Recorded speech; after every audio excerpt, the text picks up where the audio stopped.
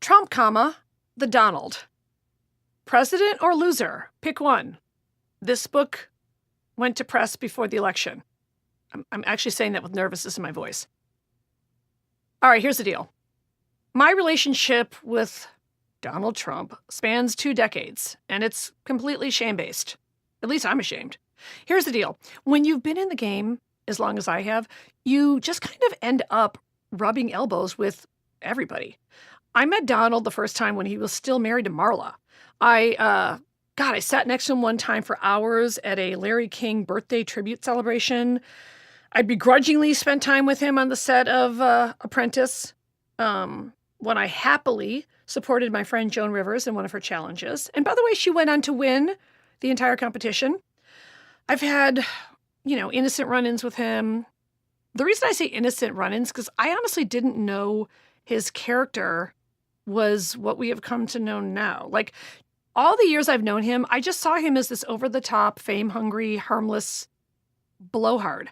Like, I kind of saw him as an orange 80s and 90s version of, like, one of those dudes, like one of those fucking losers on $1 Million Listing, right?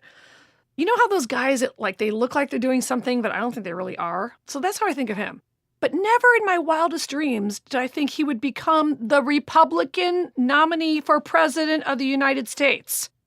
So, in a story I've never told before, have I got a jaw dropper for you? Okay. First of all, he wants you to call him the Donald, which I think is the weird. He's also one of those guys who, when he's asking a favor of you, acts like he's doing you a favor. Let me give you an example. All right, now this is my story and my story alone. So whether you're a fan of his, whatever side of the aisle you're on, you cannot deny that you're a little bit intrigued about the time I spent in a golf cart with Donald Trump and Liza Minnelli. All right, the team called me and asked if I would participate in the final challenge on a season of The Apprentice, which took place at one of his stupid golf courses in, like, Westchester or something. All right. Does it sound, by the way, a little bit like the Donald was maybe using this as an opportunity to do a charitable deed while mostly promoting the Trump golf empire? Yeah, I think so too. Anyway, oh, how I wish I could tell you I put the Donald in his place and told him to shove his non-paying offer that would only benefit his high-paying television show and shove it up his ass. Well, I can't. When I found out that I would be the host and the headliner would be the one and only Liza with a Z, well, I just blacked out and I found myself on a plane to New York because, damn it, it's Liza. Okay, so when the three of us were finally all together, he starts right in. Oh, he laid it on thick. It's going to be terrific. It's going to be huge. It'll be dynamite. This will be huge for you too. And by the way, I love how he kept acting like it was going to help me and Liza. Okay, anyway. All right, I'm just me, but I'm pretty sure this isn't going to be the appearance that puts Liza over the top. Since she's already an EGOT and Sally Bowles and everything. All right, I don't know what he was thinking, but the Donald decided to hop in the driver's seat of his golf cart and put the Liza and the Kathy in the back seat for a whirlwind tour of his dumb golf course. Boy, he really knows 2 giant golf fans when he sees them. Liza, who looked terrified, held on to the railing of the golf cart for dear life because he's driving around way too fast. And then Liza's saying stuff to me like, honey, he's going too fast. Honey, I'm getting the spins. And I'm starting back at him. I'm like, Donald, the Liza is getting the spins. Stop it. Slow down. Well, the Donald, who's like waving to all the famous golfers that are there, and he's really just showing us off. In particular, he's got freaking Liza in the back, right? So he's, talking about the design features of the green or something like we care. And he's like waving to a bunch of rich golf dudes like Liza cares, right? All right. I will say this, though. At one point, though, he wouldn't stop driving really fast. And he started saying to Liza and I, if you gals ever want to come back, I've got these great casitas and little cottages here you gals can stay at. So I have to get Liza ramped up, right? Because I can't resist. So then I say to Liza, Liza, I think he thinks we're a couple. He keeps saying, like, if you gals want to come golf and if you gals want to, like, come stay here together. So Liza, of course, is like, oh, honey, why does he think that? What is he talking about? So then I, of course, make it worse. So while the Donald is still not even listening to us, but just rambling on and on about us gals, I got to fan the fires. And I'm like, yeah, the Donald, we'd love that. Liza and I, we've been together for a while. We do a lot of golf trips, fishing. We can cock a tub. And Liza wanted to kill me. All right, so I will be honest, though. The Donald is what I call accidentally funny. So I admit that it was funny to me that he was inviting, like, Liza and me back to his golf course. I mean, you couldn't find two people less interested in playing even one hole of golf unless all the caddies were the chorus boys from Cats. Liza started actually looking queasy. I remember her distinctly saying, like, get us off this golf court. And then I remember saying, the Donald, she's got to sing the New York. So she's doing you a giant favor. You shouldn't be driving around Liza Minnelli in a golf cart. Oh, I left this part out. It was a hot day, and Liza was in a sequined cashmere jumpsuit, and I believe it was by Halston. You can look up the picture. The point is, he didn't get it. All right, hours later, when it was time for the actual performance, the Donald, the Liza, and I were alone in this small, curtained-off de facto dressing room. That alone was magical, right? Here I am, a little girl from Forest Park, Illinois, and I'm with the great Liza Minnelli and then the orange birther.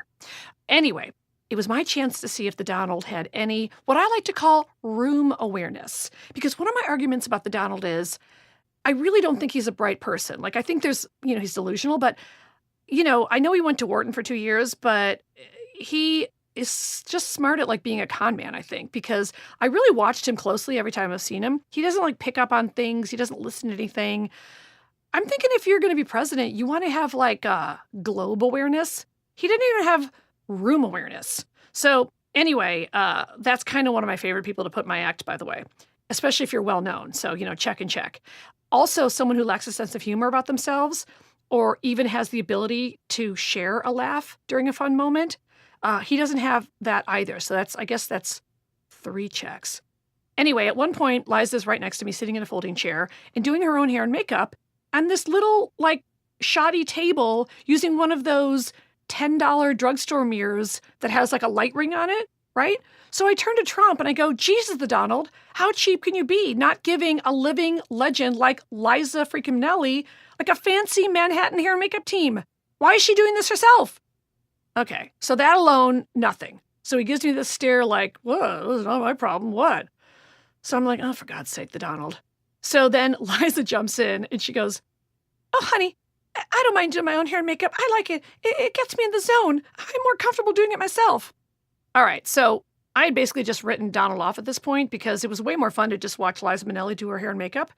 And, this is iconic makeup, right? Like, think about her with the lashes and the whole thing. So clearly she'd been doing this herself for years. And if it helped her get in the zone, I was happy to watch. In a small curtained room of 3 people, no amazing moment should go unnoticed by any party. Least of all, me and one who's trying to get elected to the Oval. Okay, he didn't notice shit. Anyway, get ready, here it comes. So Liza finishes doing her own hair and makeup in, by the way, a way that had suggested to me that she had been doing this in backstages all over the world forever, right? Like, think about it. It's pretty cool. But her final step in the makeup application was something I'll never forget. And let me just say, I have something called the Liza Pass, which is she can do no wrong. And if she does something that is in any way foreign to you, then I say, she's right and you're wrong. Okay. So what happened was as follows. I'll never forget it. So she's doing her makeup, and then the final step is she leans forward, she casually reaches for her black Sharpie marker, takes the cap off, puts her mole on, and then puts the cap back on, puts the marker down. What? Yeah. Let me just say, I think that Liza should be like the face of Sharpie. So if anyone out there is listening who works for Sharpie Corporate, you've got your new spokesperson. That aside, I foolishly thought that witnessing this moment together would in some way bond the Donald and I. So this has just happened, right? And I look back at the Donald And I whisper to him with this glint in my eye. I go, hey, psst, the Donald, did you see that? The Liza just used a Sharpie to put her freaking famous mole on. And we were here to, like, witness this together. Huh, buddy? Right? Nothing. No reaction. I don't know if he saw it. He didn't want, he saw my lips moving but not talking, which is what I think he does with all women. He didn't notice it. He didn't get it. And let me just say, that reason alone is reason enough for him to never be president, congressman, on the PTA. That's it. That reason alone. If you don't get Liza in that moment, you don't deserve to be in the Oval. Get out.